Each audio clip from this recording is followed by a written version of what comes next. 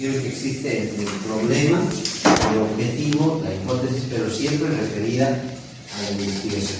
Les había comentado que no vamos a tocar conceptos muy amplios, muy rebuscados, porque muchas de las cosas que se ven en metodología de la investigación no son tan necesarias por el hecho de que acá referimos solamente elementos precisos. Entonces, yo quiero hablar sobre la ciencia. Y una pregunta que hago: ¿qué es la ciencia, doctora, si puede ayudarnos? ¿Qué entendemos por ciencia? Y si tal vez alguien quiere ayudar, doctor, quizás, ¿qué es ciencia? Ciencia es un conjunto de conocimientos ordenados según su propio principio, dinámico, que se rige según los paradigmas de la época. Muy bien, y pareciera que usted ha escrito esa definición porque... Bueno, no lo digo por la imagen, doctor.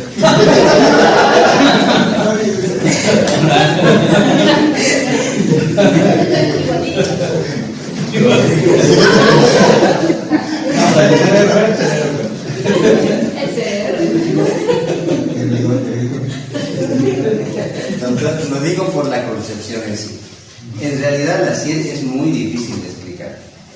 Este autor, que sabe que es Albert Einstein, dice que la ciencia es algo realmente complejo, pero a la vez él dice que es muy objetivo, muy sencillo.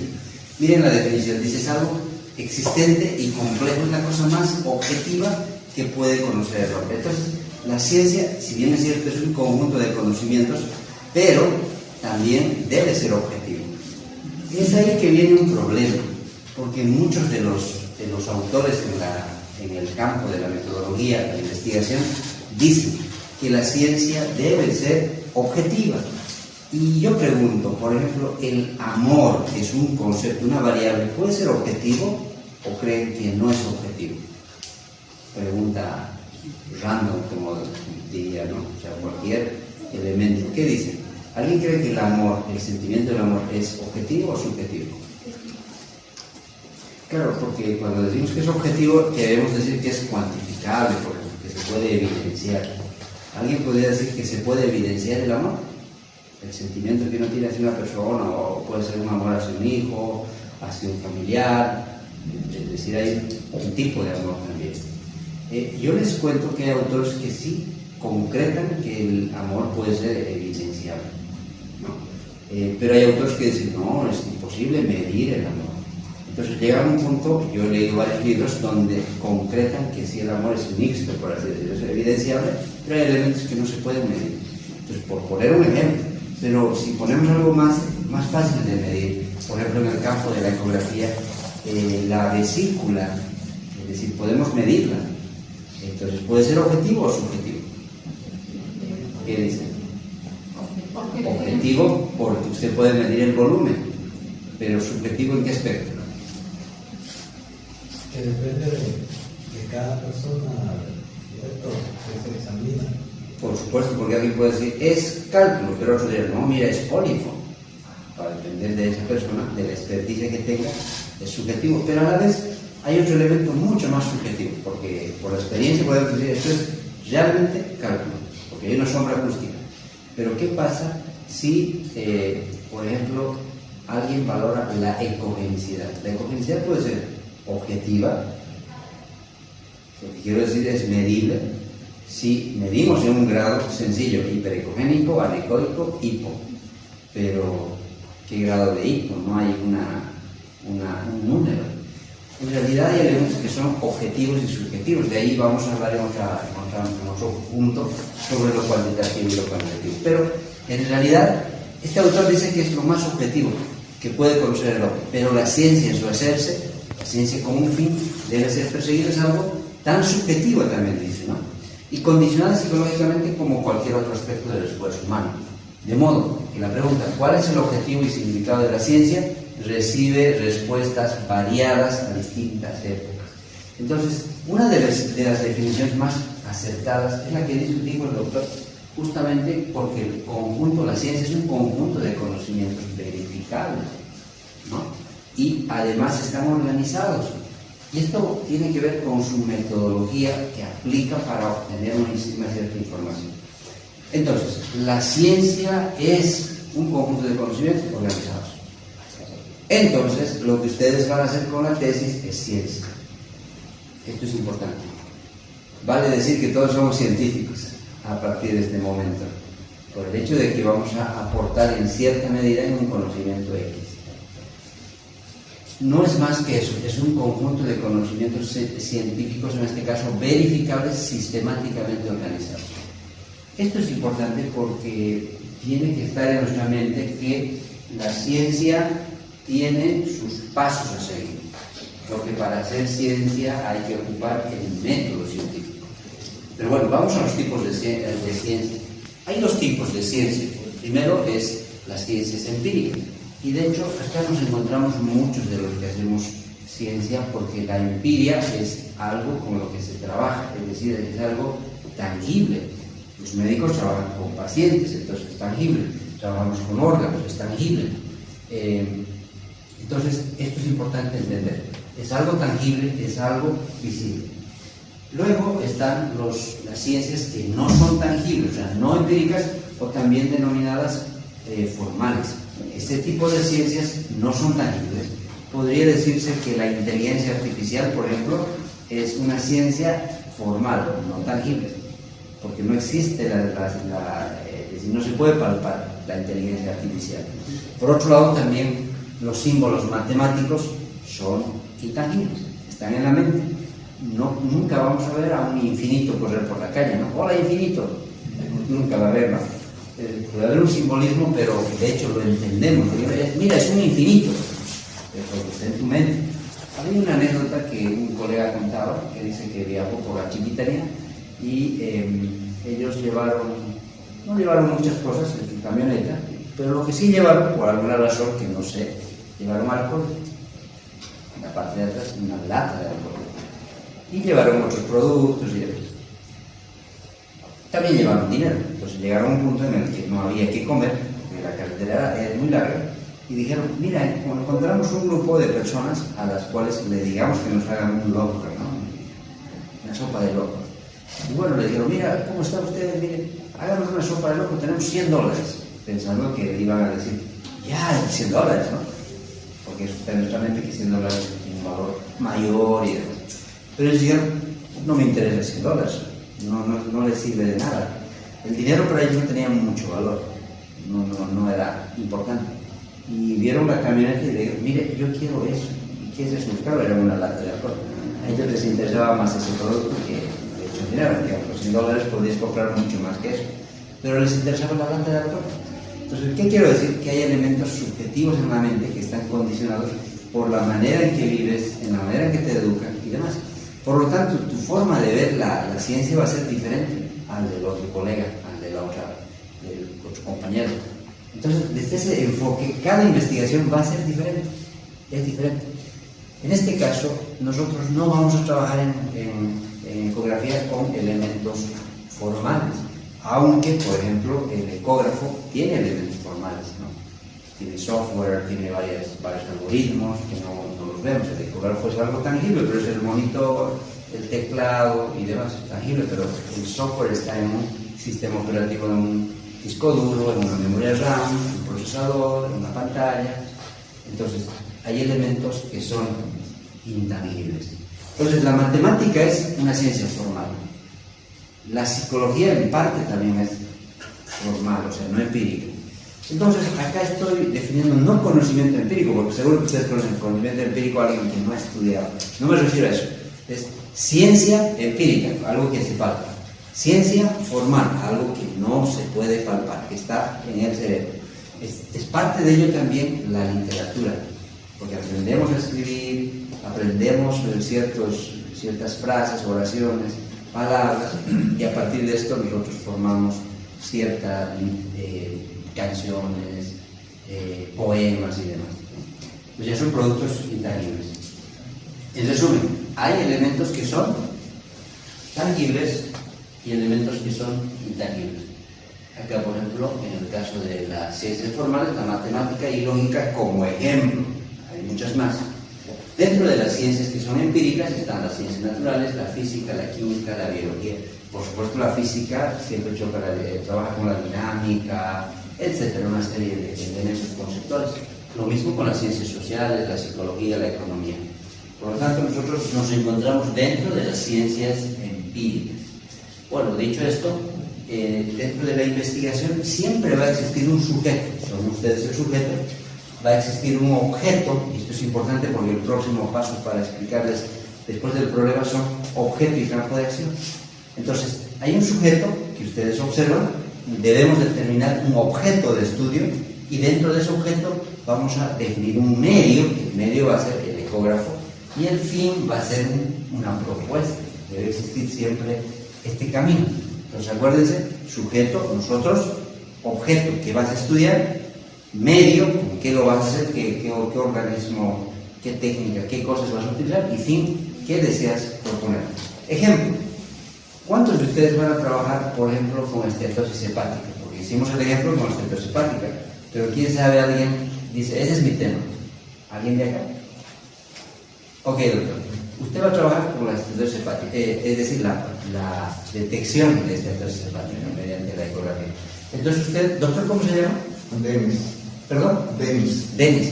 Entonces, sujeto sería Denis, correcto. Investigador, está haciendo ciencia, doctor. A partir del momento que empieza una tesis, es un investigador. Objeto, ¿cuál sería su objeto de estudio? El paciente. El paciente no está mal, está bien, pero el paciente es muy grande. El hígado, correcto. ¿No? El objeto de estudio, el hígado. Bien. Ahora, dentro del objeto de estudio, ya luego voy a hablarles que de acá tiene que partir a diferenciar y puntualizar un campo de acción. Pero eso lo vamos a ver enseguida. Pero por ahora es importante, objeto de estudio. Sujeto que estudia un objeto. Básicamente estamos relacionando. ¿Qué vas a estudiar? ¿No? El medio, ¿qué va a utilizar el doctor para obtener o tener algún resultado de ese objeto? El ecógrafo, ¿no? Y dentro del ecógrafo están sus técnicas y demás, o sea, está toda la parte de estudio. Y el fin, ¿cuál puede ser el fin del doctor? El doctor, ¿usted tiene ya su problema? Quiero ver la relación de la estenosis hepática con el síndrome metabólico. Ya.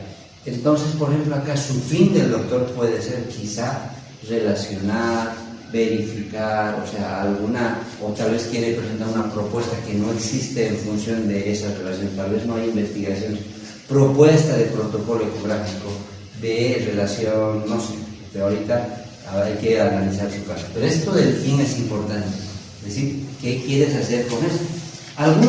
De algunos la respuesta va a ser directa, ese es un poquito más complejo porque hay que conocer qué es lo que quiere hacer. Pero algunos han puesto ya cuál es la prevalencia, ¿no es cierto? Sí. Entonces, ¿cuál sería su fin? Obtener la prevalencia. O sea, después de esto, ¿qué quiere obtener? La prevalencia, y ya está. Entonces, esta es la idea. Sujeto, objeto, ¿qué vas a usar? ¿Qué medios? Aparte del ecógrafo, pueden usar otros elementos también metodológicos, pero vas a tener un fin. ¿Estamos de acuerdo? Esa es la idea, doctores. Ahora, dentro de ello, esto es la misma explicación, sujeto, la persona que investiga, objeto, que vas a indagar, medio, que vas a utilizar para llevar para llegar a ese objetivo, y el fin, qué propósito persigues para qué solución planteas. Tiene que haber una solución. O sea, no puede quedar en que tengas problema y tengas un objeto de estudio y no propongas una solución. Y es ahí que viene el objeto o el objetivo general. O sea, ¿dónde se plasma tu objetivo? ¿Dónde se plasma tu fin? En el objetivo general. ¿Ya? Enseguida lo vamos a ver. Dentro de este proceso, entonces, el objeto de estudio, dijimos, el objeto en realidad es el elemento que nosotros vamos a estudiar, y como ven acá, la precisión del investigador en este sentido demuestra en la redacción, en la manera en la que uno va a obtener ese objeto de estudio para responder a ciertas preguntas, que puede ser, por ejemplo, cuál es el grado de estenosis hepática del paciente o de los pacientes. El objeto es claro, este objeto. Acá ya hablamos, pero yo hago un énfasis en el objeto, porque después del objeto nace el campo de acción.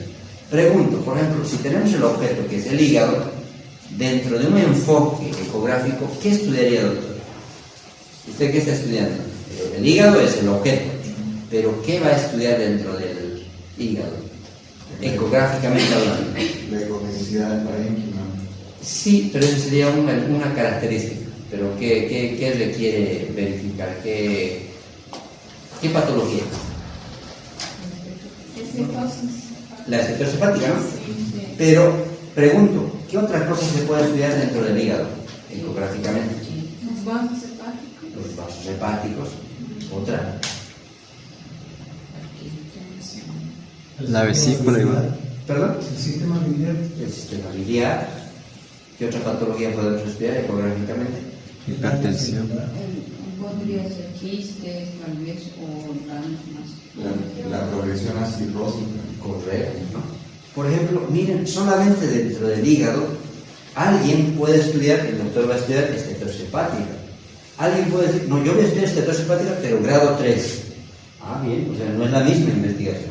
Mismo objeto, otro campo de acción. Otro doctor dirá, yo voy a estudiar, pero voy a estudiar el grado 1, grado 2 y grado 3. Perfecto, o sea, va a ser los 3 elementos y dirá cuándo es grado 1, grado 2, grado 3. Alguien dirá, no, yo voy a estudiar la cirrosis, como que un grado más, ¿no? La deformación, el volumen tendrá que medir, otros elementos. La cirrosis tiene elementos que son ya como elementos agrietados, ¿no? Si lo viéramos en sí, el hígado fuera es diferente, no es liso, ¿no? Entonces, esa manera de verlo anatómicamente, ecográficamente, se supone que te da ciertos indicadores, ¿no? Para decir que es cirrosis. Entonces, dentro del objeto de estudio, entonces, tiene sus campos de acción, doctores, ¿no? Es importante definir esto. Entonces, tu problema tiene que definir y decir cuál es el objeto de estudio. Doctora, ¿de usted cuál es su problema de investigación? Está en el proceso de redacción. No, es más como, digamos, ovario poliquístico y ovario. Ya. Entonces, no sé si alguien quiere me comparte para que así vayamos socializando. ¿Cuál es la equivalencia del sistema de ovario poliquístico? ¿Ya? Delimitado por el corazón. Muy bien. Ahora, yo a la doctora le pregunto, ¿cuál sería su objeto de estudio? Porque, por ejemplo, en este caso la doctora dice cuál es la prevalencia del síndrome de ovario poliquístico. ¿Cuál sería el objeto de estudio? Los ovarios. Los ovarios, ¿no? Porque va a trabajar con ese órgano. Ese es su objeto de estudio. Dentro de ese objeto de estudio, miren, el campo de acción que usted ya ha leído es el síndrome de ovario poliquístico. Quizá eso hay que aclarar, porque el síndrome de ovario poliquístico tiene también parte clínica, ¿no? Porque obviamente, si solo habláramos de ecografía no sería síndrome, ¿no? Ahí yo creo que hay un poco de debate. Aspecto morfológico que tendríamos que verlo, ¿no? Claro. Una observación, últimamente ya no se nombra, ya no se refiere con ese nombre, Como síndrome. Claro. como se refiere a una anomalía endocrino-metabólica relativa a los ovarios. Perfecto, gracias por Ese eso. nombre que le han puesto ya se ha desechado el síndrome. Muy bien, doctor. Entonces esos elementos también justamente parten de la literatura, ¿no? Porque el doctor leyó, muchos leyeron sobre ese punto, entonces uno dice, es cierto, entonces busco mi marco teórico y digo, es cierto, cambio de nombre. Entonces lo que quiero decir es que dentro de los ovarios usted está tomando un campo de acción y ese le ha puesto ahí, ¿no? ¿Alguien podría estudiar dentro del mismo ovario otro campo de acción? Doctor, ¿qué estudiaría en el ovario? Otra patología. Podría ser respuesta a los ovulatorios convencionales, respuesta folicular a los ovulatorios convencionales en pacientes con problemas de infertilidad secundaria, etc. Exacto, ese sería otro tema. ¿Alguien otro campo de acción? Yo podría estudiar el hecho de la influencia de los usos anticonceptivos para un desarrollo de quistes. También, es correcto. Entonces, como verán, dentro de ese objeto de estudio hay varios problemas en sí. Por lo tanto, ningún tema, por más que estudien el mismo método ecográfico, va a ser igual al otro, a menos que sea la misma redacción. ¿Dónde no se da cuenta eso? En el problema. En el problema, en el objetivo de la hipótesis. Ahí sí no se da cuenta. Mire, es lo mismo. Ya. Lo único que cambió es el lugar. Bueno, veremos el marco teórico. Si el marco teórico es igual, ya eso obviamente parece que hay plagio. Pero si hay diferencias en conceptos y demás, eso otras veces. Los datos incluso van a ser otros datos. Desde ese punto de vista, las tesis son muy variadas y también va a cambiar en función de su perspectiva como investigadores. El objeto de estudio entonces es consecuencia del planteamiento del problema. Lo que les digo, ustedes ya plantearon el problema, pero ahora tienen que buscar cuál es su objeto de estudio y cuál es su campo de acción. Delimita aquella parte de la realidad que interesa estudiar. Por eso es que no estudiamos todo. El objeto de estudio y el campo de acción delimitan. Dicen, solo acá me voy a abocar. Cuando en el tribunal le hagan una pregunta que esté fuera de esa tesis, ustedes no tienen por qué responderla. O tendrán que decir, mire, mi estudio solo se limita a eso. Porque hay obviamente temas que quizá no vamos a profundizar, ¿no? Por ejemplo, imagínense que alguien estudia la preeclampsia a través de las arterias uterinas, pero el postulante o el tribunal le pregunta, y mire, ¿cómo se mide a través de la arteria oftálmica? Y puede que ustedes no la estudiaron. Podrían darle una pequeña concepción y demás, pero mire, mi problema se limita a ese campo. Entonces uno tiene que entender eso, porque no siempre profundizamos otro campo, ¿no? Ese es un tema importante que deben de saber. Y ustedes, señores miembros del tribunal, mi objeto de estudio solo se basa en las arterias uterinas. Puedo responderle a esos puntos. Esa sería una manera de responderle muy cordialmente. Pero ellos sí no saben, porque si lo saben, aprovechan, ¿no?, de poder explayarse en los conocimientos. Eso es válido también. Entonces, doctores, creo que ya queda claro que el objeto de estudio es vital dentro de la determinación de un problema. Y bueno, llego al método científico. O sea, para hacer ciencia, nosotros necesitamos de una herramienta. Esa herramienta se llama método científico. De hecho, el método científico es la manera de probar las cosas. No se prueba todo, pero la mayoría de las cosas se puede probar. ¿Cuál es el algoritmo, digamos, el paso que se sigue? Primero, el método científico dice, debes de observar el medio. Una vez que observas el medio, lo que debes hacer es formular tu pregunta. Entonces, nosotros hemos realizado simplemente la formulación del problema la anterior clase. Nos hemos olvidado de la observación. Claro, porque yo asumí que ustedes ya estaban buscando un tema, ya habían observado en todos estos años cierta patología. Y justamente esta tarea que sigue de que ustedes formulen su problema de manera adecuada es que van a revisar el contexto. Es decir, el doctor Dennis no puede formular esteatosis hepática si él no va a tener acceso a cierta información. Él ha debido seguramente pensar y decir, bueno, trabajo acá y solo me llegan casos de esteatosis hepática o ecografía abdominal, porque quizá él podría definir tal vez preeclampsia y demás, pero no le llegan a esos casos. O sea, ¿qué es la observación? Es ver tu realidad. ¿Dónde trabajas? ¿Qué estás haciendo? Por ahí incluso alguien acá ni siquiera está trabajando de ecografista. ¿Cómo va a obtener datos? Ve su realidad, ve su observación y dice, yo voy a hacer una campaña y solo me voy a dedicar a ver cálculos en vesícula. ¿Listo? Entonces ha visto su realidad. Eso es la observación. Y ve también la problemática que existe en un lugar. He visto a un colega que ha estudiado en su lugar, en su provincia de salud pública, y él dice, yo voy a estudiar sobre el consumo del agua. El agua no tiene un proceso de filtración y muchos se enferman.